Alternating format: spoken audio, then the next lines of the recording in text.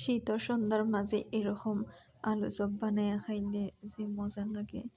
আর আমি তো প্রত্যেকবারই শীতের সময় ওলাখানি আলু চপ বানাইয়া খাই। প্রচুর পরিমাণ জাল দিছি এটার মাঝে। শীতের দিনও এরকম জাল খাইলে শরীর এমনিই গরম হয়ে যায়, কোনো সুইটার পরার দরকার লাগে না।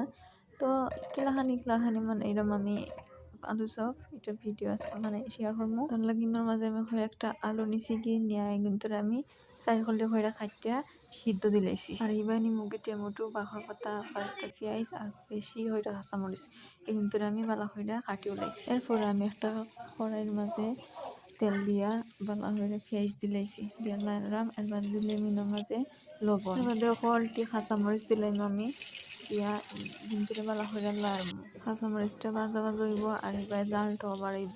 তার বাদে আমি দিলাইছি টমেটোটা, দিয়া একটু ভাজা করলাম, লাড়াচাড়া করমো হইয়া একটু বালা হইরা কষাই।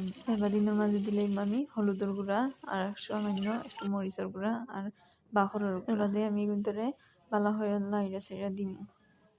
যত লাড়া হইব আর যত এটা কষা নিব অতই মজা হইব। তো ওই যে আমার কষানিটা, তারপর দিনের মাঝে আমি দিলাম সামান্য পরিমাণ পানি দিয়া আর একটু মশলাটারে কষাইমু। এর বাদে সিদ্ধ করা আলুটা আমি দিলাইছি, দিয়া আমি অহলটি আলু দিয়া আবার গুন্তর লগে মশলা গুন্তর লগে মিক্স করে আলু খাইলে এত মজা লাগে শীতের দিনের মাঝে। আর ওই গেছে আমার মিশানি মশলার লগে। তার বাদে আমি অহলটি বাখর পাতা দিলে মিটার উপরে দিছি টাইয়া দেওয়া হয়ে গেলে আমি আরো কতক্ষণ লাড়মু এটারে বালা কইরা লাড়মু। লাড়া বাদে বাখর পাতাটা একটু সিদ্ধ হইব ওর বাড়ছে মুলাইরা দিকে।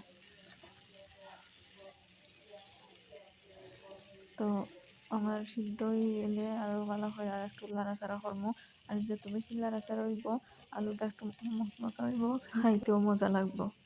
তার লাগে আমি একটু সময় লইয়া এটারে ভাজবো মানে রান্না করবো। তার বাদে আমি একটা প্লেটের মাঝে আমার আলু চপ হয়ে গেছে, একটা প্লেট লই দিলাম। আমি হলটি আলু চপ লই নিয়েছি। আর এত পরিমাণটা জাল হয়েছে, এত মজা হয়েছে। যারা যারা জাল খাইতে ভালো খান তারা এরকম আলু চপ বানিয়ে খাইতে পারেন। তো ওই গেছে আমরা আলু চপ, এখন আমরা ইগুন্তরে খাইলিমু। এক প্লেট এটা যদি তরকারি দিয়ে খাইতাম জীবনও খাইতে পারলাম না।